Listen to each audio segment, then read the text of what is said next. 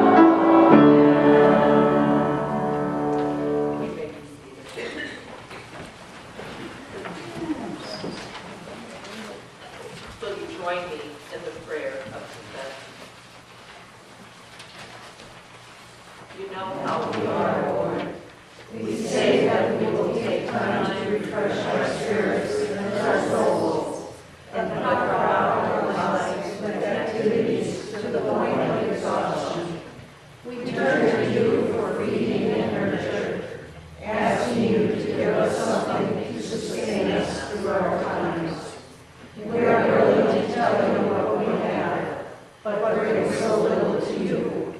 Take our gifts and our needs.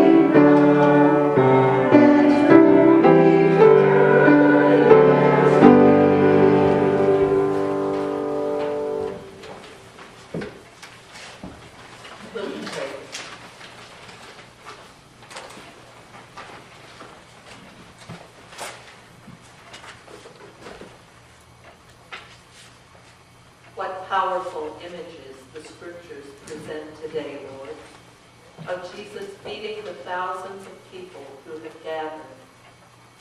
Our gospel lesson tells us that with the small offering of 5 barley loaves and 2 fish, he offered sustenance to the many.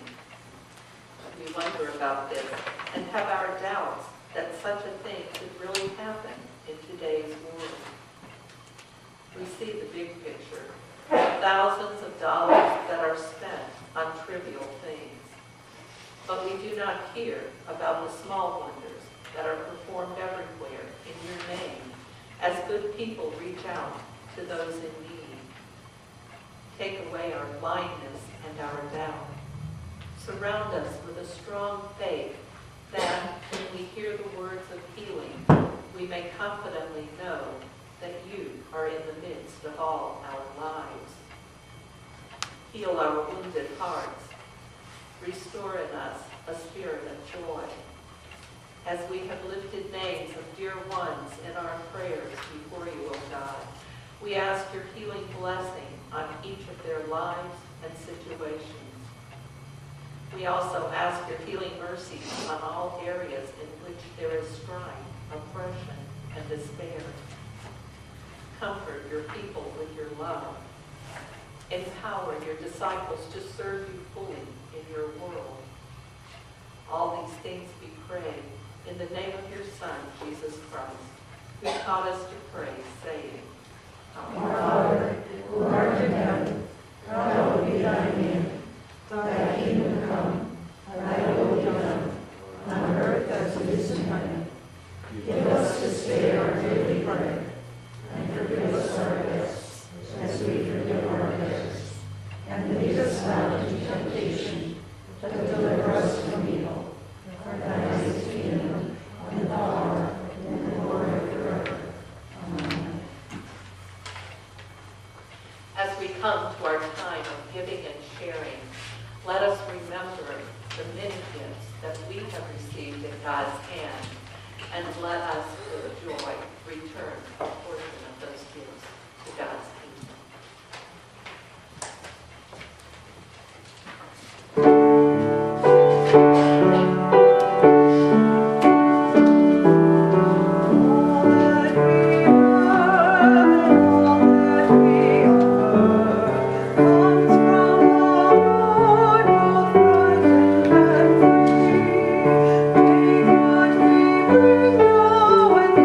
What we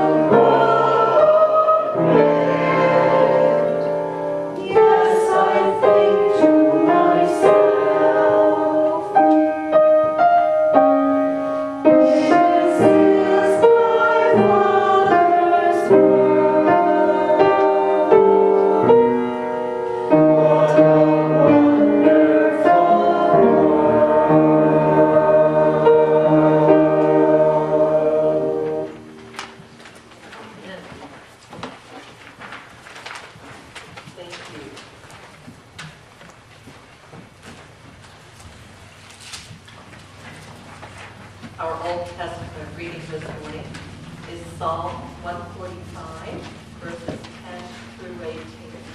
Hear these words. All your works shall give thanks to you, O God, and all your faithful shall bless you. They shall speak of the glory of your dominion and tell of your power, to make known to all people your mighty deeds and the glorious splendor of your dominion. Your reign is an everlasting reign, and your dominion endures throughout all generations. God is faithful in every word and gracious in every deed. God upholds all who are falling and raises up all who are bowed down. The eyes of all look to you, and you give them their food in due season. You open your hand to all, satisfying the desire of every living thing. In every way, God is just and kind in every action. God is near to all who call on God in truth. Our epistle reading is from Ephesians chapter 3, verses 14 through 21. Hear these words of Paul to the church at Ephesus. For this reason I bow my knees before the Father, from whom every family in heaven and on earth takes its name. I pray that according to the riches of his glory, he may grant that you may be strengthened in your inner being with power through his Spirit, and that Christ may dwell in your hearts through faith, as you are being rooted and grounded in love. I pray that you may have the power to comprehend with all the saints what is the breadth and length and height and depth, and to know the love of Christ that surpasses knowledge, so that you may be filled with all the fullness of God. Now to him who by the power at work within us is able to accomplish abundantly far more than all we can ask or imagine, to him be the glory in the church and in Christ Jesus to all generations, forever and ever. Amen. Our gospel reading is taken from John chapter 6, verses 1 through 21. Hear these words. After this, Jesus went to the other side of the Sea of Galilee, also called the Sea of Tiberias. A large crowd kept following him because they saw the signs that he was doing for the sick. Jesus went up the mountain and sat down there with his disciples. Now the Passover, the festival of the Jews, was near.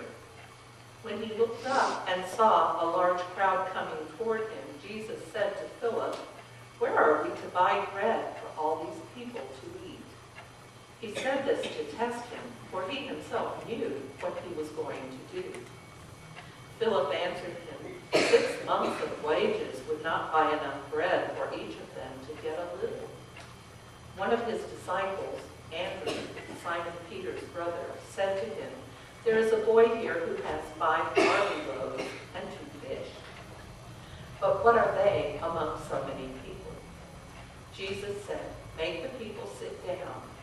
Now there was a great deal of grass in the place, so they sat down, about 5,000 in all.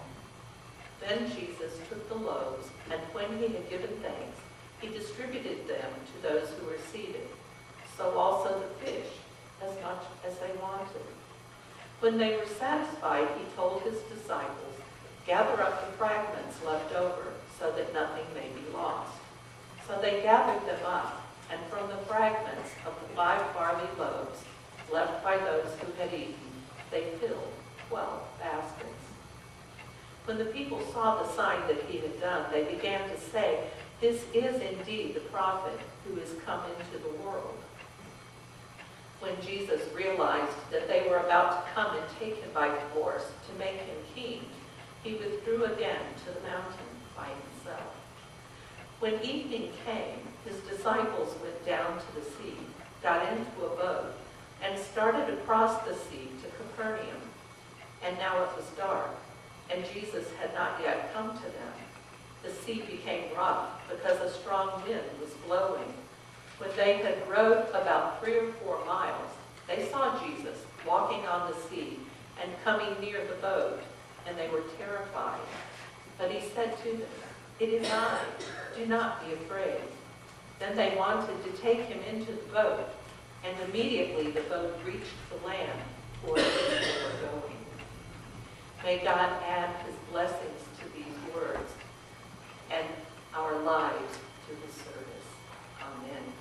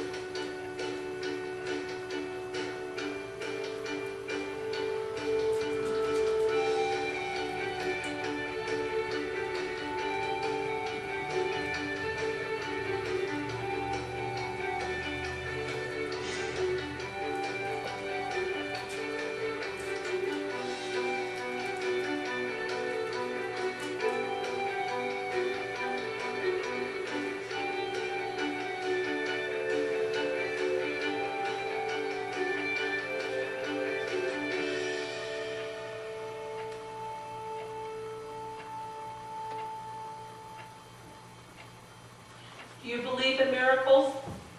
Yes. Have you ever seen a miracle? Yes. Okay? We're talking about 2 different miracles today. Now, the miracle that John refers to in chapter 6, he starts with "after this." The previous miracles were healing on the Sabbath, and Jesus got in trouble for that, because you're not supposed to work on the Sabbath. So now he's trying to get away from all of that hoopla and get a little rest. But the people followed him because they had seen him do miracles. They had seen him heal people. And they didn't see any reason why he should heal them. He didn't give them medicine, he just touched them. He just said, "Be healed. Take up your mat and walk." A miracle is any happening that we cannot explain. Now that's a simple way to put it. I actually did write down the definition. Webster defines a miracle as a surprising and welcome event that is not explicable by natural or scientific laws and is therefore considered to be the work of a divine agency. So the first miracle in our text today is the feeding of the 5,000. And he fed 5,000 people with 5 loaves, 2 fish. Now, when they're talking a loaf, they're not talking Wonder Bread 2 pounds. Because remember, this is a kid's lunch. So it was probably closer to dinner rolls. But even if it was 5 2-pound Wonder Bread loaves, still, that wouldn't be enough.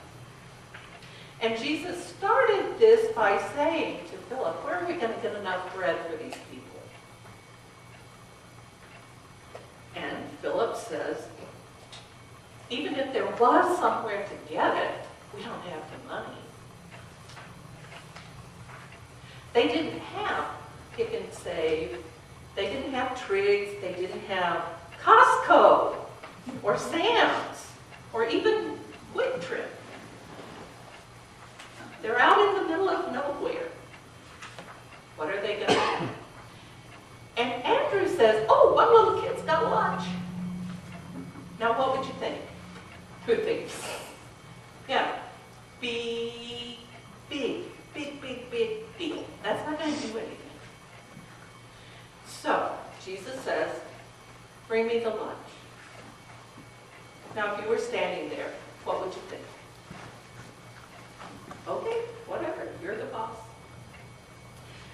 So he blessed the bread, he blessed the fish, he told them, pass it.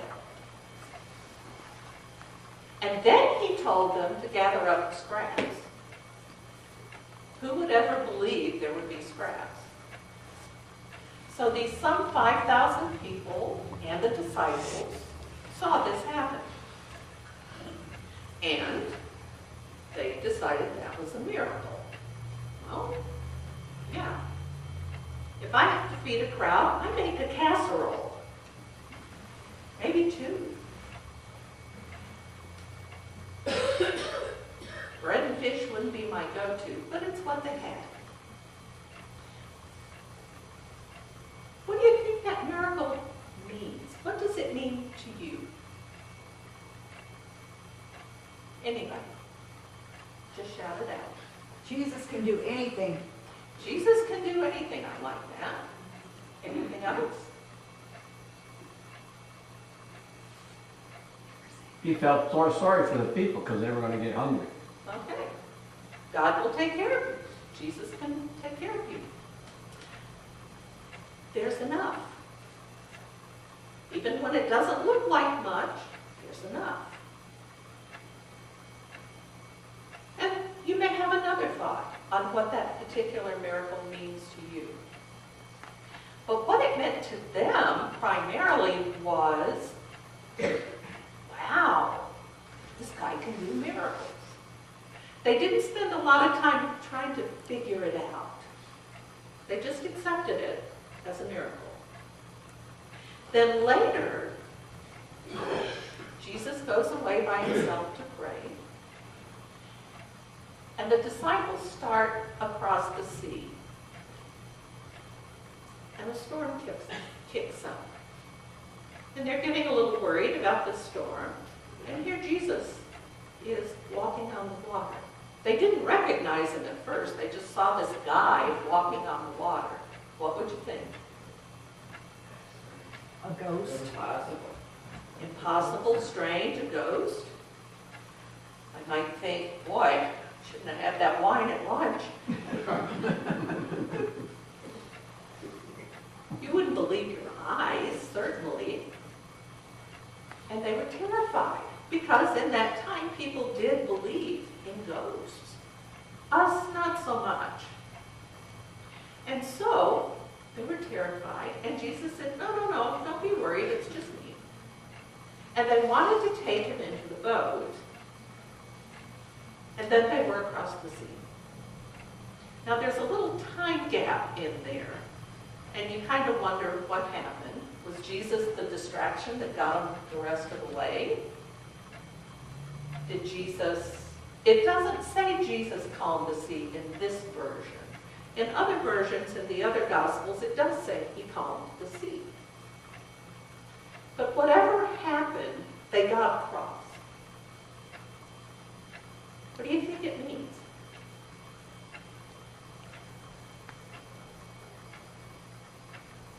You have faith in God and can do anything. Okay? You should have faith. You can do anything. God can do anything. God was with them. God was with them. Again, they didn't try to figure out how he did it.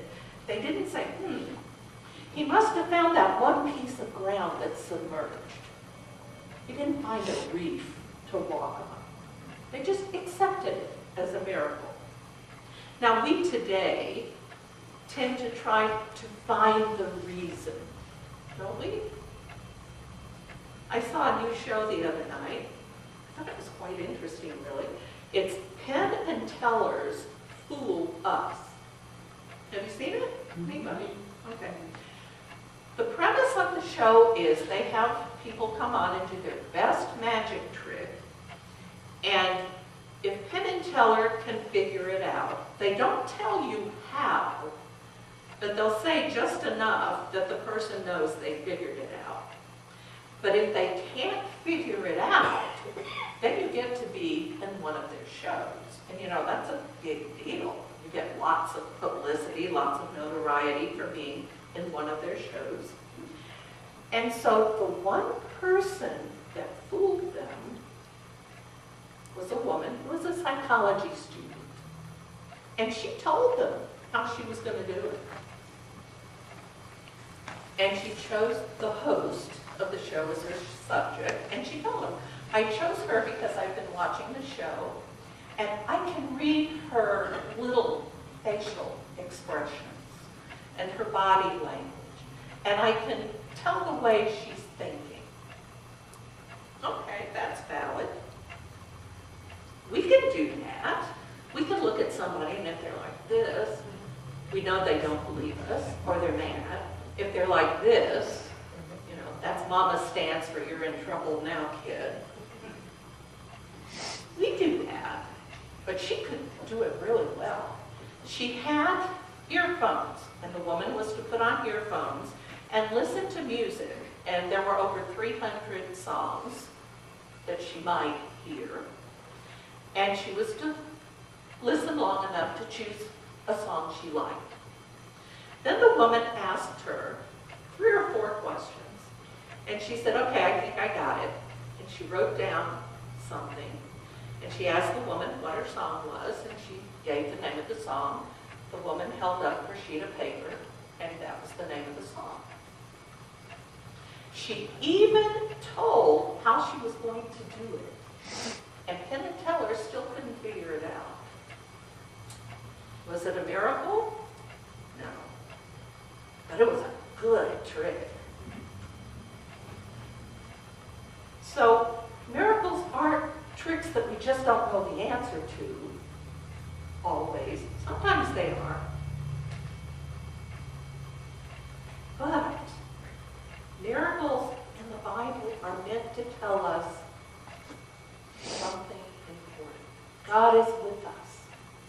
God can help us through our storms. God will provide for our needs. There's a purpose. Just like the stories we tell our kids and they sit there and go,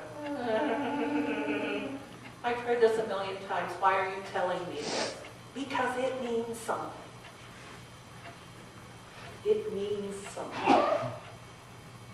And so, our miracles tell us that miracles are possible. Miracles tell us that in the midst of the worst stuff going on in our lives, the biggest messes in our lives, the biggest messes in our country, in the world, the biggest messes, God is there with us. And that is the word of hope we need. It's certainly the word of hope that the people present that day needed to hear. They lived in tough times. Their lives were hard. And they needed a word of hope. The Apostle Paul, in writing to the church at Ephesus, said, he prayed, I pray you may have the power to comprehend the love of Christ that surpasses knowledge. We can't explain it. We don't know why God loves us. We are cantankerous little snots sometimes. Sometimes we're wonderful, giving, loving human beings. And sometimes we're just not. And both times, God loves us anyway. Through Christ, we can accomplish far more than we have ever dreamed possible. Isn't that awesome? So every time you feel that all hope is lost, that the world is against you, that Job had nothing on you, remember that God is with you, and by the power at work within each of us, is able to accomplish far more than we can imagine. That's the miracle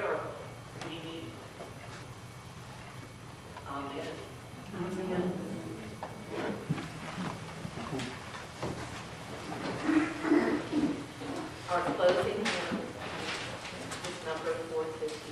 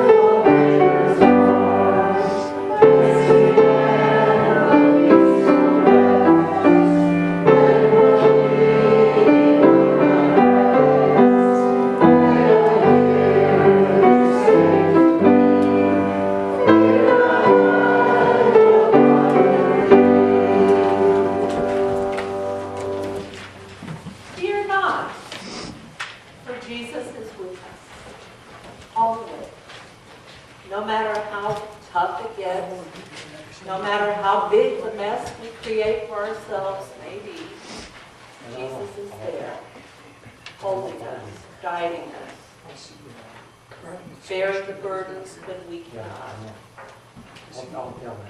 walking with us, carrying us, or dragging us kicking and screaming all the way. Jesus is with us. And now, until we meet again, may each one be held safely in the palm of God's hand. Amen. Amen.